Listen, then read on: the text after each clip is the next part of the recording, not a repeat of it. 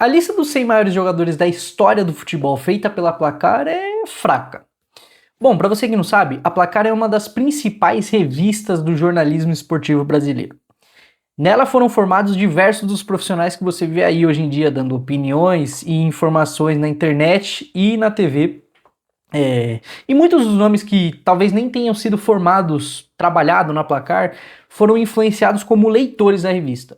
A verdade é que a revista ficou um pouco fora da mídia nos últimos anos, mas vem soltando revistas bem legais, edições bem legais. E uma delas foi a de março deste ano, que foi elencar os 100 maiores jogadores da história do futebol. Eles fizeram essa revista também em 99 e decidiram fazer de novo agora.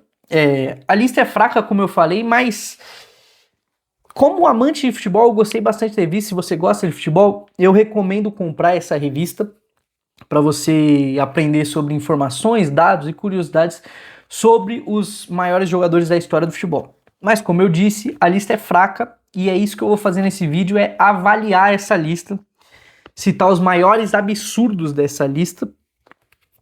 Spoiler alert. Mas enfim, e para isso eu vou dividir esse vídeo em 5 tópicos. Quem não deveria estar na lista está. Quem deveria estar na lista e não está. Os jogadores que estão na lista, mas são superestimados. Os jogadores que estão na lista, mas são subestimados. E por fim eu vou dar uma avaliação, a minha opinião do top 10, fechou? Então, sem mais enrolação, vamos pro vídeo. Vamos começar com quem está na lista, mas não deveria. E logo de cara, quando você abre a revista aqui, no final aqui, posição de 100º, está Rogério Ceni. Torcedor São Paulino, não me leve a mal. Tira os 130 gols que ele tem na carreira, a habilidade que ele tem em pênaltis e faltas. Rogério Ceni foi um baita goleiro debaixo das traves. Muita gente não fala isso, mas o Rogério Ceni foi um baita goleiro debaixo das traves, extremamente longevo, mas tenho que falar, o Rogério Ceni não pode estar num top 100 da história do futebol. E para provar meu ponto, eu vou fazer um rápido exercício aqui. Vamos fazer uma rápida brincadeira.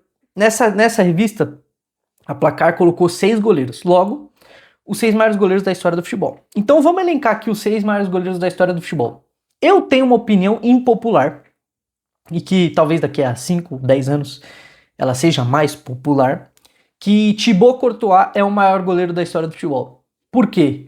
Porque na minha visão, nunca um goleiro alterou tantos resultados improváveis quanto Thibaut Courtois. Champions League de 2022. Muita gente fala no Benzema, muita gente fala no Modric, muita gente fala do Vinícius Júnior. Pra mim, o cara foi o Courtois, mesmo sem a final, exclui a final, que foi a maior final da história da Champions League. A performance dele, ele decidiu todos os jogos. O Real Madrid foi pior em todos os jogos. Se não fosse ele, se fosse um goleiro top 5 do mundo, o Real Madrid não teria sido campeão, beleza? Mas enfim, tem a Copa de 18 pela Bélgica também, que é espetacular. Mas enfim, logo na sequência eu vou com o que o pessoal coloca como os maiores goleiros da história do futebol, que é Gianluigi Buffon e Manuel Neuer. Eu acredito que eu nem precise perder tempo aqui falando deles, né? E eu fecho o top 4 porque eu considero uma unanimidade, uma lista meio fechada, com Lev Yashin, que é um goleiro mais antigo, mas a gente pode considerar ele como o primeiro goleiro top da história do futebol, o primeiro astro do gol, o primeiro jogador que realmente mudava partidas a partir do gol. Tem muita informação duvidosa sobre ele, falam que ele defendeu mais de 150 pênaltis, enfim. Mas ele é o meu quarto. Quinto e sexto colocado, eu acho que há mais disputa, a disputa é mais aberta, mas eu venho com outra opinião impopular que não deveria ser impopular, porque ele catou até pouco tempo atrás, que é o Petr Cech, extremamente sólido, extremamente seguro, e tem um dado que geralmente goleiros grandes, eles jogam em times propositivos e logo trabalham menos. O Cech jogou basicamente a carreira inteira em um time que se defendia primeiro para depois atacar. Para mim é um goleiro excepcional, apesar da carreira dele pela República Tcheca ser fraca. E eu fecho o top 6 da Placar com o Dino Zoff, que ídolo da Juve, ídolo da Itália, goleiro da Itália entre as décadas de 60 e 80 e que tem argumentos fortes para ser o maior goleiro de seleções da história do futebol. Então esse é o meu top 6. O Rogério Ceni não passa perto dessa lista. Mas vamos ser mais bonzinhos. Vamos fingir que a Placar fez uma divisão igualitária das posições, ou seja, 10 goleiros, 10 zagueiros, 10 laterais direitos, esquerdos. Então mais 4 goleiros aí. Eu acho que depois desses 6 tem 2 nomes que precisam entrar, que é Iker Casillas, que eu acho superestimadíssimo, porque colocavam ele, por muito tempo colocaram ele na briga com Buffon e Neuer, eu acho que é uma prateleira abaixo. E o Sepp Maier, que é mais ou menos a mesma pegada que o Dino Zoff, no sentido de absurdo por um clube, por um gigante do seu país, que foi o Bayern na década de 70, a década mais vitoriosa da história do Bayern, e goleiro da Alemanha também no mesmo período. Faltam 2 nomes, aí a disputa fica ainda mais aberta, mas eu fecho com 2 nomes que jogaram na Inglaterra. O primeiro deles é Peter Cech, goleiro do United, depois pegou City, Sporting, goleiro campeão da Euro de 92 com a Dinamarca. E eu fecho com Gordon Banks, que você talvez conheça ele só pela defesa do século, que foi a defesa dele no cabeceio do Pelé num jogo da fase de grupos da Copa de 70, que foi uma defesa espetacular, ainda mais se você considerar que o jogo foi disputado em 1970, mas era um goleiro extraordinário. Enfim, novamente, citei 10 nomes, o Rogério Ceni não passa perto desses 10 nomes. E você deve ter percebido que eu não citei nenhum brasileiro. Se eu citasse um brasileiro, não seria o Ceni, porque para mim a briga pelo posto de maior goleiro da história do Brasil se resume a 2 nomes, talvez 3. Os 2 nomes principais é Gilmar dos Santos Neves, que é bicampeão da Copa do Mundo com o Brasil em 58 e 62, ídolo do Santos, ídolo do Corinthians, e o Dida, que no Brasil foi assustador por Vitória, Cruzeiro e Corinthians, e foi o primeiro goleiro a quebrar a barreira dos goleiros brasileiros na Europa, né? O Dida é o maior goleiro da história do Milan. O Dida é crucial, fundamental nas 2 conquistas de Champions do Milan em 2003 e 2007. Até 2005, que o Milan pipoca pro Liverpool na final, o Dida pega um pênalti no tempo normal, acaba concedendo no rebote, e pega um pênalti na disputa. O terceiro nome seria o Alisson, que está há 10 anos na Europa arrebentando, seja por Liverpool ou por Roma, mas eu acho que ele está começando a ter um declínio, então eu não tenho certeza se ele vai chegar forte nessa briga mesmo. Eu acho que o Alisson está mais ou menos na mesma categoria que o Júlio César, que não foi um goleiro muito longevo, mas o que ele fez no auge dele na Inter de Milão é inacreditável. O que ele faz na semifinal da Champions League em 2010 contra o Barcelona, pegando um chute que eu acho que o Messi tentou 511 vezes e fez 510 gols, é inacreditável. Para mim, o Rogério Ceni é o 5º maior goleiro da história do Brasil. Eu já vi gente, assim como tem gente maluca como a Placar, que coloca o Rogério Ceni entre os 100 maiores jogadores da história do futebol, eu já vi gente maluca colocando o Rogério Ceni fora do top 10, do top 15 de maiores goleiros da história do Brasil. Então... Mas uma coisa é certa, o Rogério Ceni não pode estar aqui. E, novamente, com todo respeito aí aos torcedores do São Paulo, o Rogério Ceni foi uma entidade pro São Paulo. Eu acho super justo o torcedor do São Paulo defender ele como um dos 100 maiores jogadores da história do futebol. Mas quando você faz uma análise imparcial, uma análise mais detalhada, entendeu? Mais profissional sobre isso, você não pode colocar a paixão à frente e colocar o Rogério Ceni nessa lista. Como eu falei, mas a lista começa bem duvidosa, porque o número 99 é o Thiago Silva. Eu não gosto muito de fazer essa diferenciação entre esses 2 termos, mas eu acho que o Thiago Silva se encaixa, porque eu acho que o Thiago Silva é um jogador de futebol muito melhor do que ele é maior. Eu tenho sérias dúvidas do tamanho que o Thiago Silva vai ter, de como as pessoas vão enxergar o Thiago Silva em 50, 70 anos. Eu não acho que ele vai ser um jogador extremamente lembrado. E a presença dele nessa lista, para mim, é um absurdo quando você considera 3 nomes ignorados pela Placar da mesma posição, que eu vou citar quando eu falar dos nomes ignorados pela Placar, beleza? A lista continua ruim na posição 98, porque entra Miroslav Klose. Eu não preciso nem falar, né? Miroslav Klose não pode estar perto dessa lista também. Eu não sou do time que fala que o Klose é um caneludo, que fez uns golzinhos em Equador e Arábia Saudita, se tornou o maior artilheiro da história da Copa do Mundo. Vai ser passado agora, né? E agora vai ser lembrado para sempre. Eu não acho que ele foi um caneludo. O Klose era um exímio finalizador, um baita cabeceador, e ele tinha uma valência subestimada em centroavantes, que é o posicionamento. Sempre no lugar certo, na hora certa.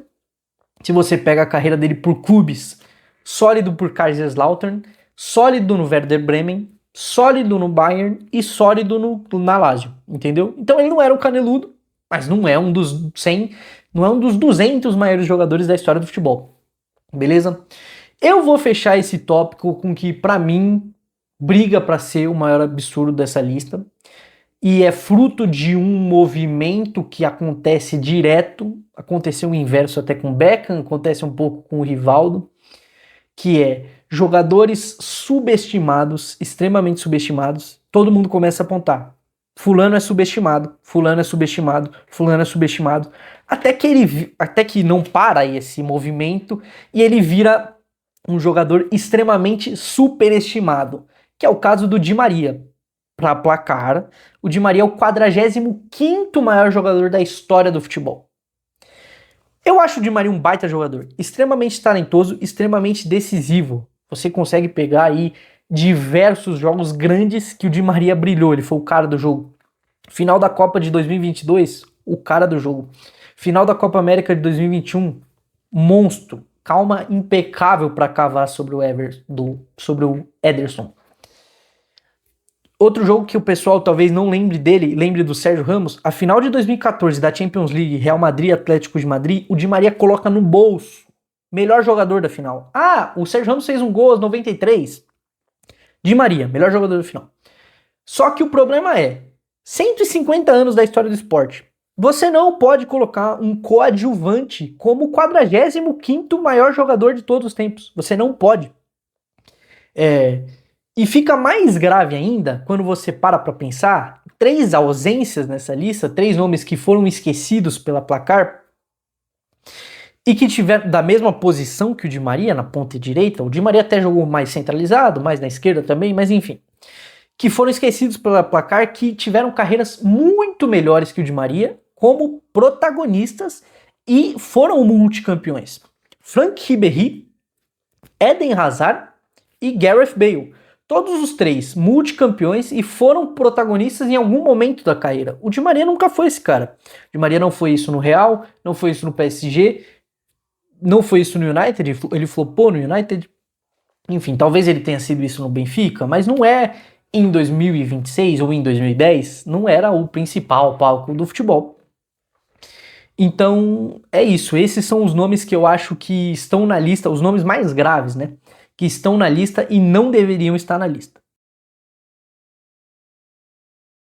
Agora vamos falar de quem merece estar na lista, mas está superestimado. E por incrível que pareça, não tem muitos nomes assim que eu bato o olho e fale, cara, esse cara deveria estar muito abaixo dessa lista. Não tem muitos. Tem 2 principais que eu vou comentar aqui. O primeiro, eu não acho um absurdo a colocação na lista, eu esperava ele nessa colocação, mas eu acho absurdo que há uma superestimação dele em solo brasileiro, que é o Garrincha. O Garrincha foi eleito o 9º maior jogador da história do futebol pela revista, pelos eleitores da Placar. E cara, eu chego a um ponto na lista que não é sobre o jogador em si, mas é sobre as comparações que você faz com ele. Eu, por exemplo, tenho muita dificuldade em elencar o Garrincha acima de alguns nomes contemporâneos a ele, como, por exemplo, Puskás ou Di Stéfano. E nomes que vieram até depois dele, como Ronaldinho Gaúcho ou Marco Van Basten. Eu tenho muita dificuldade em enxergar esse ranking que ele aparece acima dos 4 nomes que eu citei.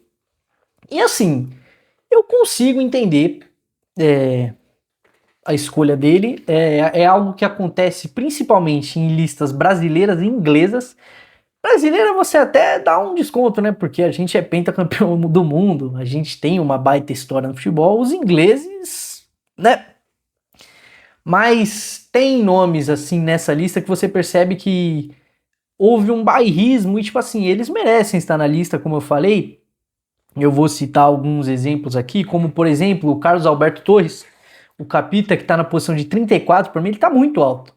Merece estar no top 100, merece, mas acho que mais pro final. O Rivaldo, se eu não me engano, tá na posição de 40. Deixa eu chegar aqui rapidinho. O Rivaldo tá como o 40º maior jogador de todos os tempos. Para mim merece estar na lista também, mas não como 40º.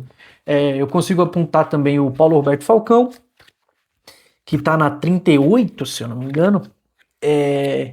E eu também consigo apontar o Jairzinho. São 4 nomes brasileiros aí que estão na lista, merecem estar na lista, foram um dos 100 maiores jogadores da história do futebol, mas eu acho que teve um boostzinho a mais do que eles mereciam e precisavam. Eu acho que tem um caso estrangeiro nessa lista que tá superestimado e que eu nem acho que seja pela posição dele em si, que é o Modric, na posição de 24. Eu não acho que a posição de 24 seja muito problemática para o Modric. Na minha lista pessoal, ele estaria ali entre a 30 e a 35. O problema são duas comparações que você faz. Na 24, o Modric está 11 posições à frente de Xavi Hernández Cruyff, que foi o maior meio-campista de todos os tempos. O Modric não pode estar acima do Xavi, quem dirá 11 posições acima do Xavi. E eu acho que a coisa mais grave aqui é o Modric tá cerca de 60 posições acima do Toni Kroos, companheiro de equipe que tem carreiras muito similares. Eu respeito quem acha que o Modric foi melhor ou foi maior que o Kroos. Eu discordo. Eu acho que o Kroos ele foi impactante desde muito cedo. Desde cedo no Bayern, você talvez não se lembre, o Kroos surge no Bayern como uma estrela, como um meio atacante.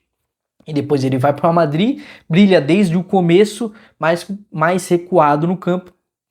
Enquanto o Modric, ele é brilhante na Croácia, ele é brilhante no Tottenham, mas ele tem um começo devagar no Real Madrid. Ele chega a ser eleito, se eu não me engano, uma das piores contratações da história do Real Madrid, ou da temporada, não lembro.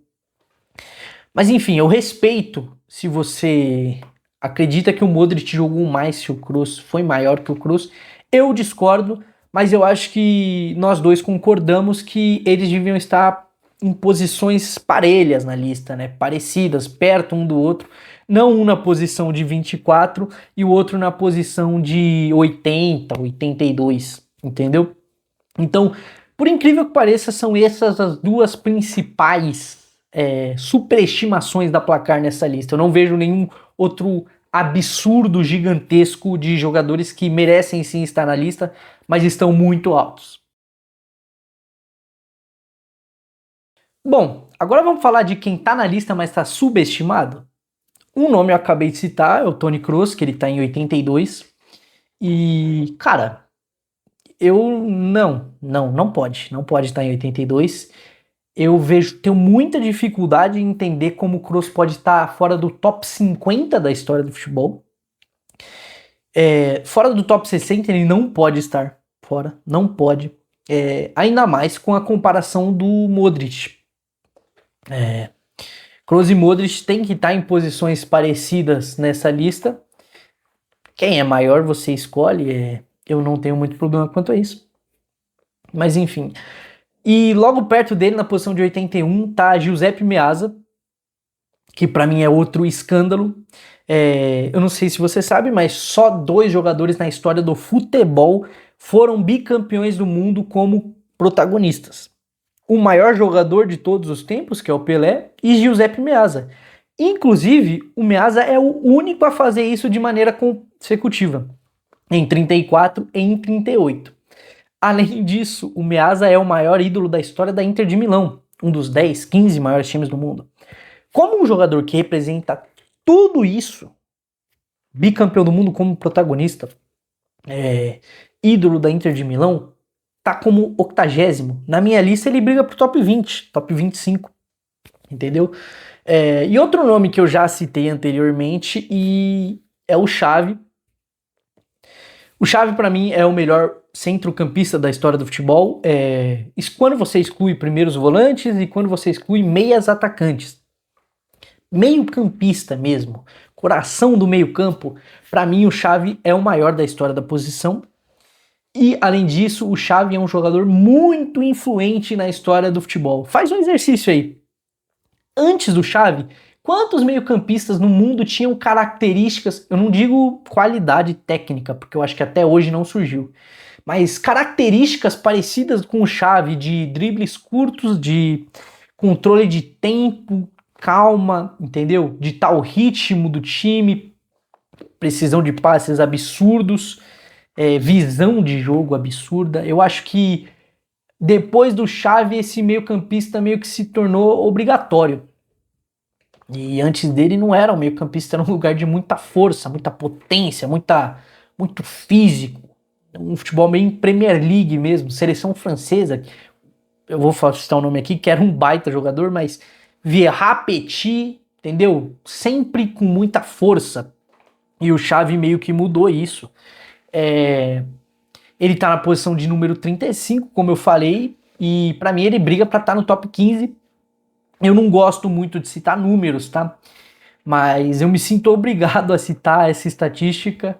Na temporada de 2008-2009, o Xavi, um meio-campista recuado, não joga perto da área, não é um ponta, não é um camisa 10, teve 30 assistências.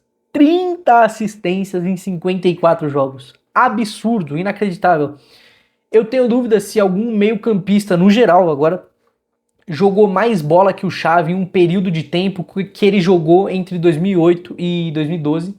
Melhor jogador da Euro 2008. A Copa de 2010 dele é espetacular. Eu acho que a discussão do melhor jogador da Espanha na Copa é ele ou Davi Villa. E ele fecha com chave de ouro na Euro de 2012. Então, não dá. Eu acho que ele está muito abaixo de onde ele deveria. Se ele tivesse próximo do top 20, eu entenderia, mas discordaria. Eu acho que a posição dele tá mesmo dentro do top 15 ou na beirada. Então, bom, agora vamos falar dos esquecidos da Placar. Quem a Placar ignorou da lista. Para mim, as três principais ausências são de jogadores da atualidade, que jogam até hoje ou que pararam recentemente. O primeiro deles Sérgio Busquets. Sérgio Busquets, que costuma ser muito subestimado aqui no Brasil, eu não entendo o motivo, talvez um estilo diferente de jogo, ou uma preguiça com o jeito dele. Muita gente fala que o Busquets é um bicho preguiça em campo, que é lento demais, mas a verdade é que o Busquets é o maior primeiro volante da história do futebol, e o Busquets atuou na época em que o primeiro volante era ou o mais importante, ou um dos caras mais importantes em campo. Ele é muito subestimado no Brasil, como eu falei, eu já vi comparações dele com Casemiro e Gilberto Silva, para você ver, e ele não tá na lista, eu não consigo explicar.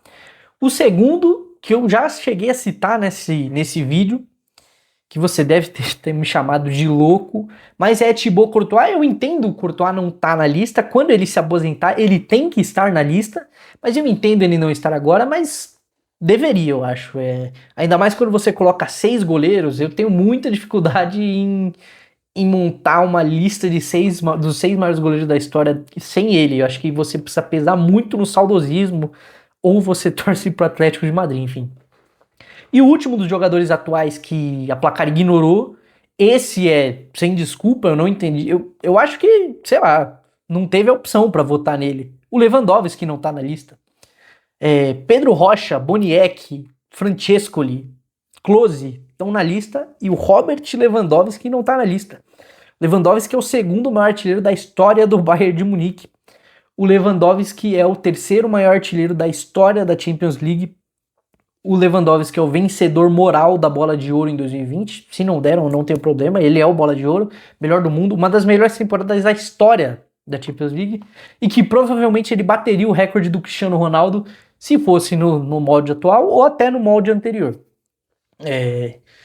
Outros nomes, no começo do vídeo eu citei no caso do Thiago Silva que 3 nomes, 3 ausências eram inexplicáveis com a presença dele, que é de Alessandro Nesta, Virgil van Dijk e um nome que talvez você não conheça, mas Hossein Nasasi. Eu vou começar pelo Nasasi, que é um nome que é pouco debatido aqui no Brasil, pouco conhecido aqui no Brasil.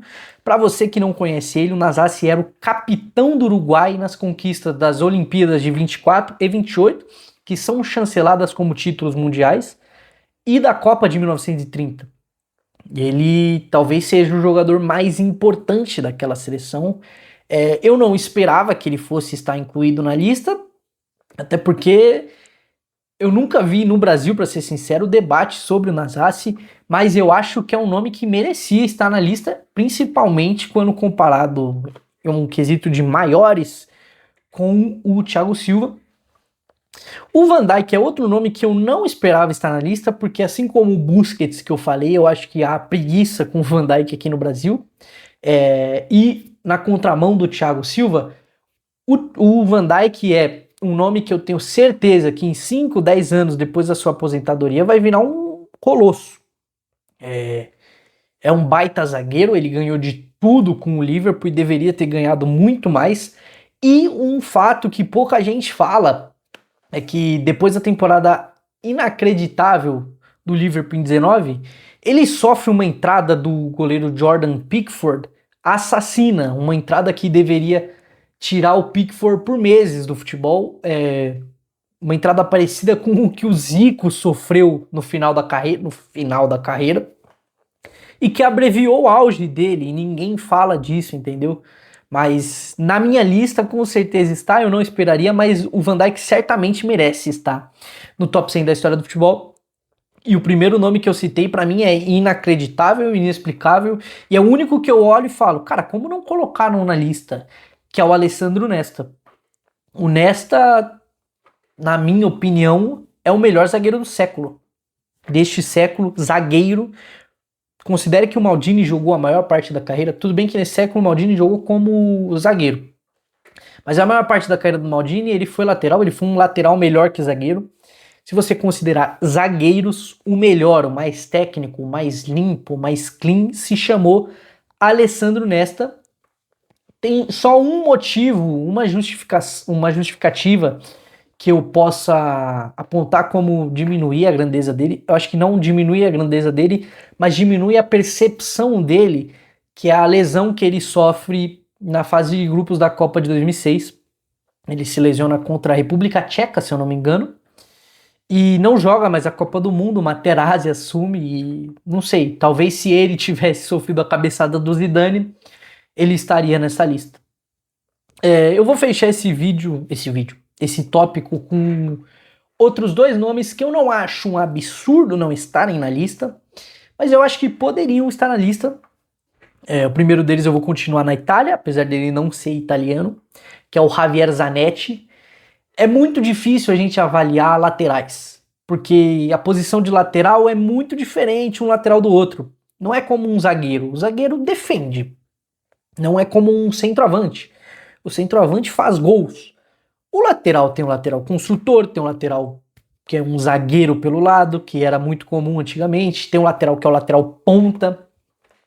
Mas, dito isso, eu tenho muita dificuldade em fechar um top 3 da história de laterais direitos e não incluir Javier Zanetti. Além de ter sido um baita lateral, o Zanetti foi muito completo. O Zanetti foi um baita meio campista. Eu acho que tirando a centroavância, ele atua em todas as posições. E o Zanetti é um gigantesco na história da Inter de Milão, como eu falei com o Meazza, que é um dos maiores clubes do mundo. Então eu acho que ele merecia estar, mas eu não fico indignado, inconformado com a ausência dele.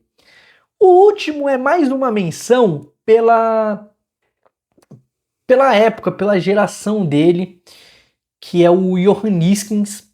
O Neeskens era um meio-campista holandês, ganhou tudo com a Ajax e brilhou no Barcelona, e era, talvez, junto com Krol ou Hinsenbrink, o principal parceiro do Cruyff na Laranja Mecânica.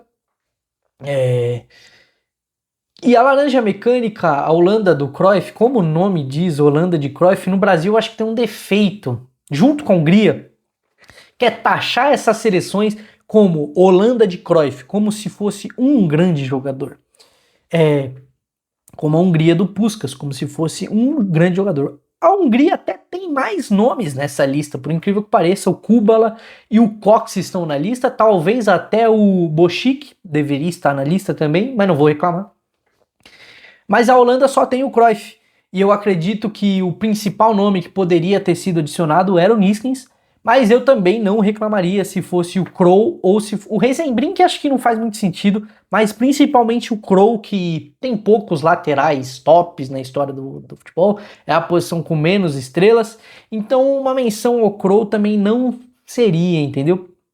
Mas então é isso, eu senti falta desses 7 nomes na lista, alguns absurdos como Busquets, Lewandowski e Nesta, e outros que são mais menções honrosas aqui minhas, como o Zanetti, o Nassassi e o Neeskens. Bom, vou encerrar o vídeo como eu prometi, fazendo a minha avaliação do top 10 da Placar. Bom, não vou ficar enrolando aqui, já vou começar. A primeira posição do top 10 é o Pelé. Pelé é a primeira posição. E o que eu posso falar? Eu acho que se a lista fosse... Eu não gosto da diferenciação, mas se a lista fosse dos melhores jogadores de todos os tempos, eu acho que os argumentos do Messi, que é o segundo colocado, seriam mais fortes. Maiores eu não acredito, entendeu? Tem até argumentos, mas a defesa do Pelé é muito maior. O Pelé, vamos ser sérios, o Pelé é disparado o jogador de futebol mais importante de todos os tempos. Ele transformou a popularidade do futebol. E para você que não acredita que o Pelé era tão popular antes da internet, o Pelé vai jogar nos Estados Unidos. O presidente Ronald Reagan recebe ele na Casa Branca. Presidente dos Estados Unidos, nos Estados Unidos. E ele fala que você não precisa de apresentação, todo mundo te conhece, eu preciso me apresentar, entendeu? O presidente dos Estados Unidos, nos Estados Unidos. O Pelé foi o primeiro superstar do futebol. Mas não é só isso. O Pelé realmente era tudo isso. Eu não canso de ver o vídeo. O Pelé fez antes, o Pelé fez primeiro. Que é, pegam dribles de 2020, 2025, 2030. 2030 ainda não, né? Mas... Enfim, recentes. E o Pelé fez há 70 anos atrás. Há 60 anos atrás, entendeu? Então... é o maior jogador de todos os tempos ainda. Eu acredito que... eu aceito argumentos do Messi hoje. Não aceitei por muito tempo. Mas eu acho que é difícil derrubar a ideia do Pelé. Não. O Messi na posição de número 2 eu acho que virou meio que unanimidade. Eu já achava unanimidade antes. Mas depois que ele ganhou a Copa do Mundo sendo o melhor jogador, eu acho que quebrou qualquer argumento contra ele, né? O terceiro colocado dessa lista, peraí, pegar aqui, é o Maradona, e aqui eu já discordo. Não é um absurdo, tá? Eu respeito o Maradona em qualquer lugar entre a terceira e a quarta posição. Mas eu acho que um concorrente em específico, que é o Cristiano Ronaldo, que não tem brilho algum na Copa do Mundo, basicamente. Mas quando você compara o brilho da... o Maradona jogou muito por clubes também, tá? Mas eu acho que a posição do Maradona é muito Copa 86, Copa 90. Apesar do Napoli e tal. Quando você pesa o brilho do Maradona por seleção e a carreira ótima por clubes e a carreira boa do Cristiano Ronaldo por seleção, pela seleção portuguesa, não é uma carreira extremamente absurda, eu discordo disso. Mas e a carreira do Cristiano Ronaldo por clubes é inacreditável. Quando você pesa os dois, eu tendo a achar que o Cristiano Ronaldo superou o Maradona e deveria ter sido eleito o terceiro maior jogador de todos os tempos. Mas eu não discordo, eu não acho um absurdo. Como eu falei, Maradona, eu acho que existe um top 4 para mim da história do futebol. Pelé e Messi, eu acho Pelé primeiro, Messi segundo. Depois, Cristiano Ronaldo e Maradona. Eu acho Cristiano Ronaldo o terceiro, Maradona o quarto. E falando nesse top 4, aqui tem uma baita surpresa, que quem fecha o top 4 não é o Cristiano Ronaldo, e sim Johan Cruyff. Eu sou fã do Cruyff, mas eu não acho o Cruyff maior que o Cristiano Ronaldo. E eu acho que talvez para essa lista tenha pesado um impacto que não tenha sido exatamente do Cruyff, mas é acreditado a ele, ou talvez até um impacto como treinador, não sei. Enfim, os dois merecem estar no top 5. Na verdade, o Cruyff não tá no meu top 5 da história do futebol, eu vou chegar em instantes. Mas é isso, eu acho o Cristiano Ronaldo maior que o Cruyff e maior que o Maradona, mas não... Que o Maradona, principalmente, eu não compro uma briga com isso. Na posição de número 5 tá o Cristiano Ronaldo, e que... eu já comentei, eu acho que a carreira de seleções dele é superestimada, apesar da Euro de 2016, dele ter conquistado e dele jogar por uma seleção menor. Mas a carreira de clubes dele é inacreditável, a longevidade dele é inacreditável, a alteração de estilo. Cristiano Ronaldo surgiu no Sporting, no Manchester United, como um ponta rabisqueiro. Se você chega para um cara em 2005 e fala, rapaz, esse rapaz aí que você tá vendo, esse camisa 7, cabelinho esquisito, vaidoso, vai virar um centroavante meio duro e vai fazer gol de tudo quanto é jeito. Ninguém ia acreditar em você. E foi isso que ele fez. Ele foi um ponta rabisqueiro no United, melhor do mundo. Ele foi completo no Real Madrid. Não tem como você colocar uma etiqueta no Cristiano Ronaldo no Real Madrid. Ele fazia de tudo. Era um ponta, era um centroavante, fazia gol de fora da área, driblava, fazia gol de cabeça, pênalti, falta, enfim, decisivo. E virou um centroavantaço a moda italiana mesmo na Juve e depois no Manchester United, fazendo muito gol. Então, é o meu terceiro melhor jogador de todos os tempos. Apesar de, tipo assim, não, é um semi-absurdo ele estar na quinta posição. Na sexta posição eu já discordo bastante, que é a presença do Ronaldo Fenômeno. O Ronaldo Fenômeno é o meu sétimo maior de todos os tempos. E por que eu discordo bastante do Ronaldo Fenômeno aí? O Ronaldo Fenômeno, se você fizer a lista dos melhores, não gosto muito dessa diferenciação, mas aqui de novo talvez sim, mas o Ronaldo Fenômeno tem uma Copa de 98 histórica, uma Copa de 2002 histórica, um período de 96 até 2002 que ele acaba com o futebol, é indiscutível o melhor jogador do planeta, mas ele sofre muito com lesões, ele para muito antes da hora, se não me engano ele anuncia a aposentadoria no Corinthians com 33 ou 34 anos, muito pouco. A questão da longevidade pesa contra o Ronaldo. E ele tá à frente de um nome que na minha lista é o quinto e aqui tá como o sétimo maior jogador de todos os tempos, que é o Beckenbauer. O Beckenbauer, ele, primeiro que é indiscutível o melhor zagueiro de todos os tempos, mas além disso foi um baita meio-campista, um baita volante, e foi o cara que mudou. Eu acho que só o Pelé fez isso, tá? O Maradona também no Napoli, mas ele mudou a história do Bayern de Munique. O Bayern de Munique não era o maior clube da Alemanha antes do Beckenbauer. Depois ele é literalmente o clube mais hegemônico das maiores ligas de futebol do mundo.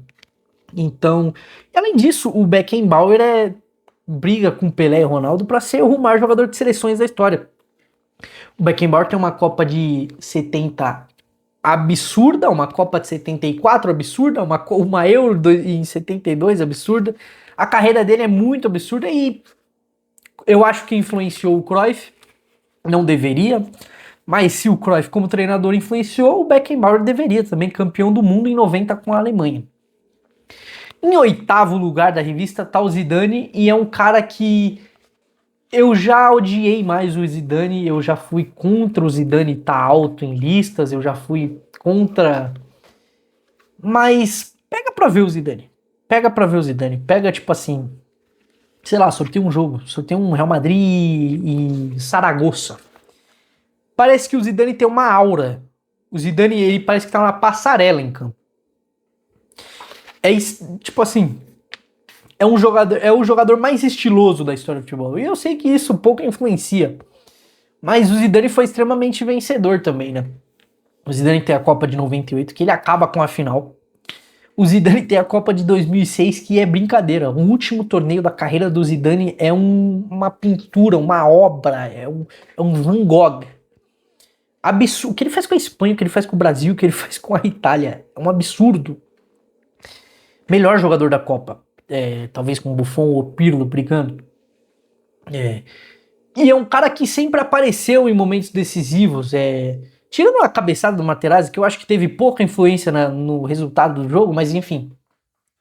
Eu acho que você consegue lembrar uma decisão que o Zidane foi mal, que foi contra o Dortmund em 97, que ele tá no bolso do Paul Lambert até agora.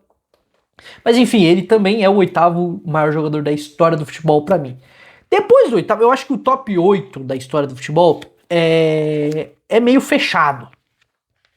Depois, aqui eu tenho a maior discordância que eu falei anteriormente, que é o Garrincha como o 9º maior jogador de todos os tempos. É o que eu falei, eu tenho dificuldade em colocar o Garrincha acima de alguns contemporâneos e alguns nomes que vieram depois. Na minha lista, eu acho que o Garrincha está muito mais próximo do top 20 do que do top 10. Eu acho que a disputa dele é com Platini, com Zico, talvez com Baresi, não sei. Porque o Garrincha, a carreira por clubes dele foi brilhante no Botafogo, eu não duvido disso. E novamente, na época do Garrincha, o Rio São Paulo e o Campeonato Carioca eram os maiores campeonatos que um clube carioca podia disputar. Mas mesmo nessa ótica, o Garrincha foi pouco vencedor pelos clubes. E o Botafogo tinha uma seleção, tá? Não era só o Garrincha. E eu entendo que conquistas coletivas não podem influenciar o individual, mas quando você fala do top 10 da história do futebol, eu acho que a conversa é um pouco diferente. O meu 9º maior jogador de todos os tempos não tá nem no top 10 da Placar, é o 11º, que é o Di Stéfano. Quando eu comecei a pesquisar, eu ficava perguntando quem que é maior, Di Stéfano ou Puskás? O Puskás que é o 10º maior jogador da história do futebol para Placar. A Placar elegeu o Puskás. Eu já acho que o Di Stéfano foi maior. O Di Stéfano foi muito grande na Argentina também, pouca gente sabe. E o time do Real Madrid que ganha tudo, ganha as primeiras Champions, é o time do Di Stéfano, não é o time do Puskás. Então, tecnicamente o Puskás é engraçado, porque o Puskás ele era um jogador acima do peso, meio Walter Bolacha, mas tecnicamente o Puskás tem jogadas que você fala, caraca, o cara tava fazendo isso em 55, o cara tava fazendo isso em 58, mas no overall, eu acho que o Di Stéfano deveria ser o 9º e o Puskás o 10º. Então é isso, o top 10 não é um absurdo pra mim, é bem justo a maioria das posições, eu faria pequenas alternâncias, mas faz parte. Você gostou desse vídeo? Eu esqueci de alguém? A Placar esqueceu de alguém? Eu avaliei alguém incorretamente? Deixa aí nos comentários. Também deixa aí nos comentários sugestões de vídeo que eu vou ler todos e prometo que eu vou fazer. Beleza? Se você gostou desse vídeo, like no canal, like no vídeo, por favor, vai ajudar muito o canal, tô começando aqui. E se você gosta de conteúdo como esse, se inscreve no canal, eu prometo que eu vou tentar seguir com o canal, eu trabalho bastante, eu sou jornalista além desse canal, mas eu gosto muito de pesquisar sobre história de futebol, até sobre atualidade, eu tô com projetos bacanas aí pro futuro, enfim. Então se você gosta de vídeos como esse, você gosta desse tipo de conteúdo, se inscreve no canal que eu vou vir com novidades, ok? Então é isso, pessoal. Até a próxima. Tchau!